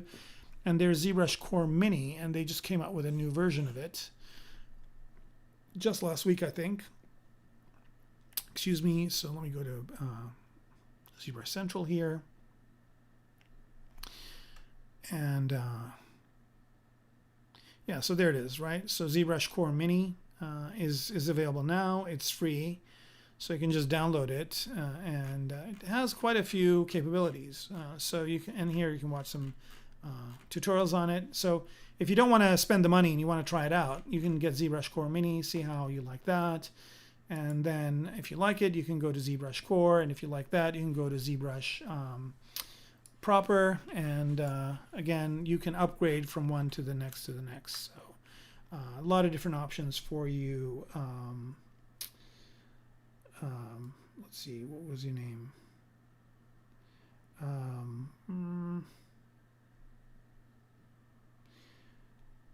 Felipe, I guess. Yeah, that one, what that answer was for you. Okay, and then my piece again. Okay, so when you start subdividing, you know, managing geometry is kind of a key thing, and that's not something, you know, people always ask me, like, how long did it take you to learn ZBrush? Well, I mean, it's not just knowing ZBrush, but you also need to know what to subdivide it at. So, for example, here, you know, if I'm doing the star, right? If I look at the star right now, it has 24 polys, which is great, right? But I can go and subdivide this thing. So here, if I go into turn smooth off and divide and divide, divide, divide, divide. So now the same exact star that I had before has 18,000 points, but it looks the same. So I didn't really get anything from getting all those subdivision levels. So what you want to do is you want to make sure that when you are subdividing that you're getting something for it. Now, if I wanted to sculpt on this, like if let's say this was like on top of a building and it had some damage, let me bring up a brush here and I'm sculpting on it, right? You can see now it's getting jagged. So I don't really need that jaggedness. I need it to be smoother. So what I need to do is keep subdividing it, right? I'm going to keep subdividing it. And now I can start getting kind of those details. So if I want to, let's say, sculpt a crack in here, I can, right? And that looks a little bit more realistic, right? But now I've got 8 subdivision levels on this. So it's going to take up more memory. And if I look at the poly count here, I have significant amount of polygon count. So you can, when you subdivide, don't just subdivide willy-nilly. Subdivide strategically. And here, if there's damage on this one and not on the other ones, I could separate out this piece and subdivide it. So I can manage my geometry a lot better. Okay, so when you're subdividing, don't keep subdividing. Just make sure you're subdividing for what you need. And for these cracks, this subdivision level here is good. And if I'm going to look at it from this distance, I might be able to get away with even less subdivision levels. So here, as I'm going down to subdivision levels, at 7 it's good, at 8 it's better, right? But at 6 it starts to fall apart. So I need 7 subdivision levels at least, and then go to 8. Okay. The other thing also is keep your lower subdivision levels, because if you delete the higher lower subdivision levels, then it will be a lot more laggy. So make sure you keep your lower subdivision levels and don't delete them, right? Right. Okay. So hopefully that helped you. I can't get that level of detail. Well, the other thing you can also do is divide your mesh up into separate subtools, and then that way it works out better for you. All right, same thing with alphas. Okay, so same thing here. Like if I want to do an alpha thing, let me go to a different brush here. Let's say I want to use the layer brush. Do I have that in my... I don't have the layer brush in here. That's fine. I'll just use the standard brush.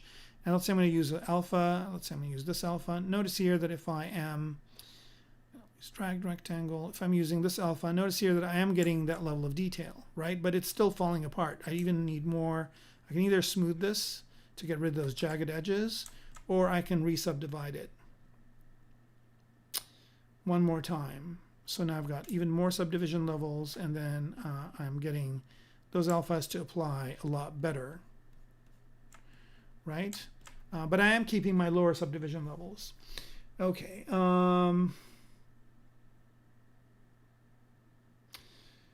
Arlene, can I give you, well, first of all, I don't work for Pixologic, so I can't give you ZBrush for free. However, what you can do is you can download a free version of ZBrush called ZBrush Core Mini, as I mentioned earlier, which you can get for $0. It's this right here. So go to ZBrush Central, or just go to ZBrush Central, and then just click on ZBrush Core Mini, and then you can go download it right here. If you click on it, there it is. You can get it for free. Just go and get it, download it for free. Okay, so hope that helps. If you like it and you like working with it, and you figure it's a way for you to work. I mean, it's a business tool, so you can spend some money on it. Okay.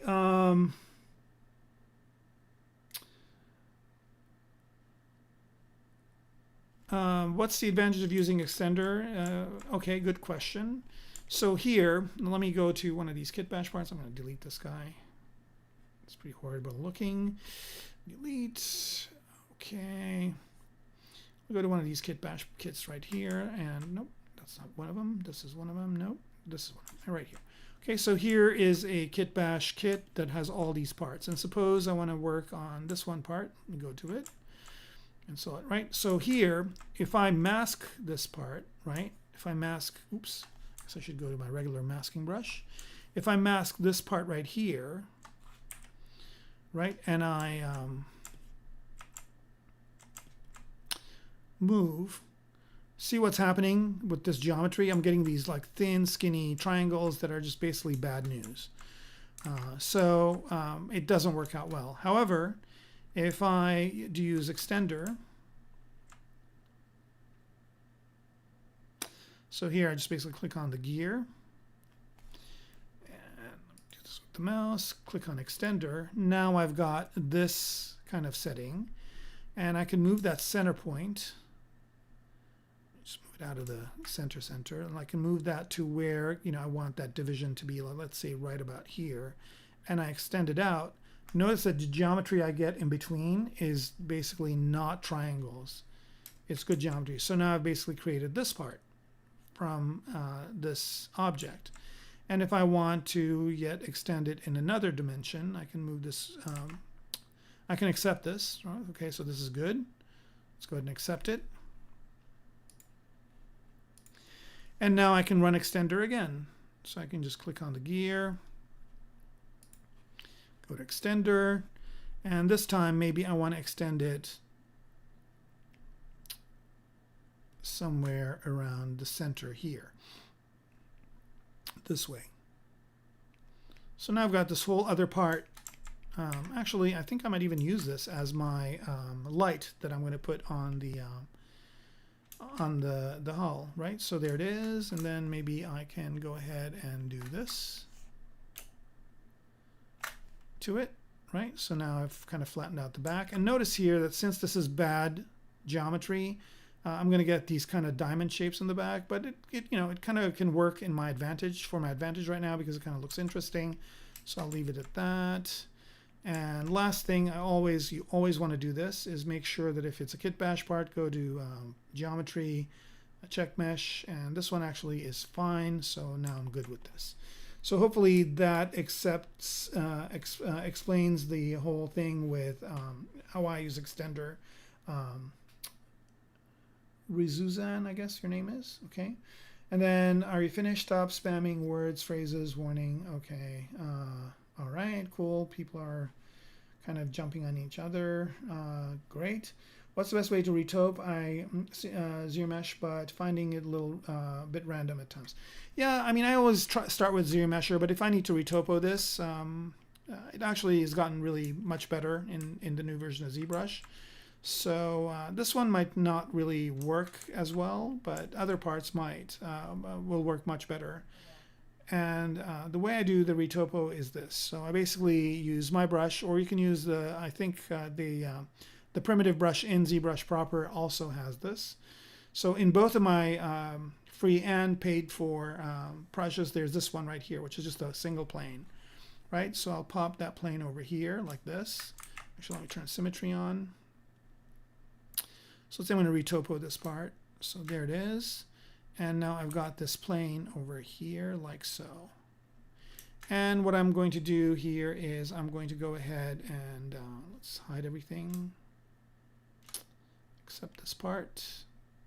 Okay, I'm going to go ahead and split mask points. And now I've got this original piece, right, which is this piece. And then I've got this, I guess it did mirror it, but I didn't have, it's fine. Okay, so what I'm going to do here is I'm going to go ahead and turn symmetry off, get this, and delete hidden. And I'm going to move this to the center of the world, and I'm going to move this to the center of the world as well.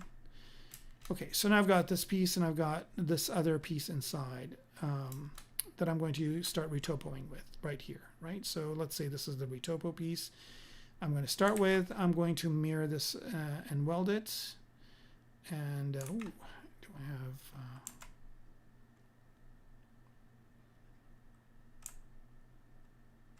is it the center of the world? It is not. Okay, so now it is. Okay, so this is the piece I'm going to retopo, and this is going to be the plane I'm going to use to start my retopo process. And what I want to do here is I'm going to go ahead and activate symmetry and mirror and weld. I don't know why it is getting, is it local on? It's not. All right. Move this to its center.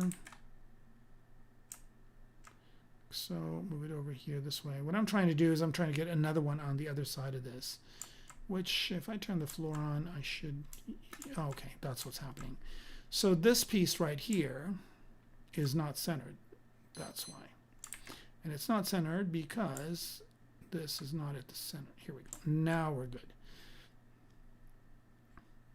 All right, so I'm going to bring this to the front like so. I think it's 9 o'clock, but I'm going to go a little bit further.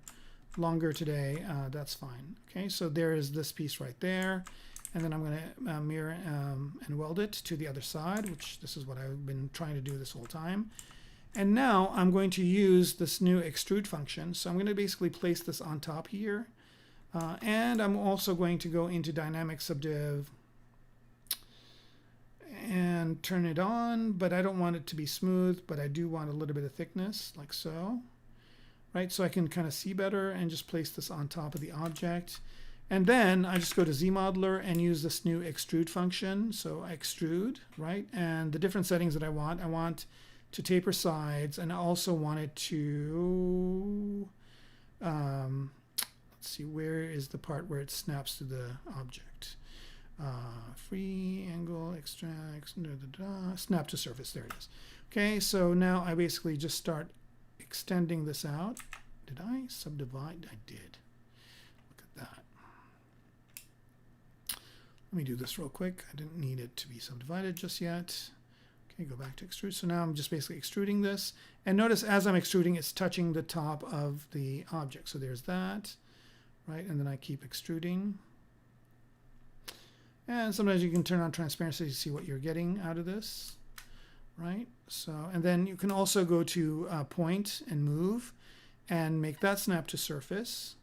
And then for polygons, you can turn that off, not do anything. So this actually, I have a brush saved that just has these settings already, so I don't have to do it every time. And then I just kind of continue to do this, move the points. So it's not, you know, it's not as good as some of the retopo tools out there, but I'm finding that I can get a lot done this way without having to go outside of ZBrush, right? And then there's that. And then it's just a plane over this way. So I just bring these over, they snap together, there's that. And then do this. Move this over. So I don't know if anybody has used ZBrush and used to do Z-sphere retopology, which is still valid. You can still use that, but this is just so much nicer. And you can just continue, excuse me, I need a drink of tea. You can just continue to do this and go all the way around the model and retopo it. Excuse me, and then subdivide and project, and then you basically get what you want. Okay, let's see, what's the best way to reto? Okay, so that's and then ZRemesher also sometimes works well. With this piece right here, it might work, it might not work. So ZRemesher is, of course, the fastest way to do it, and you try that first. If it doesn't work, then you basically have to retopo it manually. You can use this method, or you can take it out into some other program and try and do it that way. Right, so there's different ways of doing it. I think I need ghosting on to move this point over. Right, there's different ways of doing it. Okay, so it's annoying. Oh yeah, that's true. If you click on certain things, you need to switch to a mouse. That's fine. You know, for what ZBrush gives me, if there's some nuances, I don't really mind. Considering what I have at my disposal, I tend to not complain and be very thankful of every single thing I'm able to do. I mean, I just imagine how lucky we are to have this technology and capability at our disposal. Okay. Oh, good question. What's this thing on top of the UI? All right. So that's a good one to talk about. Let me go back to my Mech. All right, there's that. And let's turn the Mech back on. I think I'll show that. I'll explain that, and then we'll end this the stream with that. Okay, so here's my Mech, right? And let's say I want to do some renders of it in ZBrush, but I want to remember where the pose is. So there are different ways of doing this. My favorite way is just using this up top. So the way you get this to show up is you go to Movie, and you go to Timeline, right? And you click on Show. Notice that I've got the button right here on my UI because I use it all the time. And so when you have that, let's say you kind of have a specific angle that you like. So let's say I really like this angle, and I'm going to go ahead and do a BPR render of my Mech. Let me bring up the kind of the background here. And I like this angle right here. I really like this angle, and I go ahead and render it, right? And I'll let it do its thing here. And there's that render. Okay, so this is the wireframe version of it. So if somebody wanted to see all the wires, there they are. By the way, if you don't want to see the colors of the wireframe, you just want to see the wireframe, you can turn fill off here. And let's do one more render with that effect on. And now you can see all of the wires on the Mech, right? That's pretty detailed. You see a little bit of color here because I think that's a Z-sphere railing. All right, so suppose I really like this angle. So then all I need to do is go onto this timeline and just click. And that puts a point in there, right? And that point means that this pose is saved. And then let's say I go back and I look at it this way. And I go, yeah, man, I really like that kind of looking up at it angle, like so. Right? I really like this angle right here, and I want to do a render of it that way. All right? So if I'm going to do a render of it this way, I'll go ahead and put another dot. So now there's this line. I can move this line. It goes to that pose, or it goes to that pose, or I can always just click on the dot and it will jump to that pose. So I have all these different angles that I've saved, and I can just jump to the one I want and then just drop a render on it. Okay, so that's what that does, and you can turn that on and off by going to the movie menu up here, movie, and under timeline it's show and hide, right? And you can also create animations with this, like you can animate it going from this angle to this angle and whatnot. So this thing is super useful for that reason. Thanks for asking about it. All right. Oh yeah, I use, it's so funny. I used to be able to, I used to really kind of hate the fact that I had to jump out of ZBrush to do a retopo because it kind of ruins my train of thought. So once they added this thing in ZModeler, once they added this, let me just go to a part here that I can do this on. Right, once they added this extrude capability to ZModeler, that basically, made me not go to retopo in another program. And I'm getting really close to not needing to jump out of ZBrush for much, right? I mean, every once in a while I have to go into Maya to do certain things, but that every once in a while is getting less and less and less as they start adding these features to ZModeler. And hopefully at some point I won't need to go to Maya for retopo at all. And also the remeshing things are getting better. So ZRemesher got a lot better, and hopefully they'll do some more things to it. Remesh technology is definitely one of those that can do a lot of great things. So I'm kind of hoping that that happens. And so we have to retopo less and less and less. Okay, so good. Hopefully that answers all your questions. Thanks everybody for joining me. I think we went about 8 minutes over. I can take a few more questions if somebody has any questions. Oops, my light turned off here. Pardon me for a sec. Turn this other one on. And if anybody has any last minute questions, it's a good time to ask. And if not, then tune in a couple of weeks on Friday where I will have all this kind of minutia that I did today done. And what we will do at that point is start putting it into the renderer, and also maybe getting some composition shots of it as well. Okay, so thanks again, everybody, for joining me. I just want to remind everybody again that if you did like this movie, or I'm sorry, the stream or the video, if you're watching it after the fact, make sure to click on like. If you want to watch more things like this, subscribe. Comment is always welcome. And if you have any questions that you didn't get to ask, or if you're watching this not live, you can leave the question in the comments, and the folks from Pixologic will answer them for you. If you want more from me, you can always go to my website, which is Kermaco, KERMACO.com. And you can get a hold of me via email. I am available for work, but sometimes I'm on projects. So if you are interested, let me know so you can get on my radar. And I do freelance work. And now that things are kind of opening up again, I'm hoping to get a lot busier than I've been in the last year. All right, with that, thanks for joining me, everybody. Have a great night, day, wherever you are, and we will see you again soon. Cheers.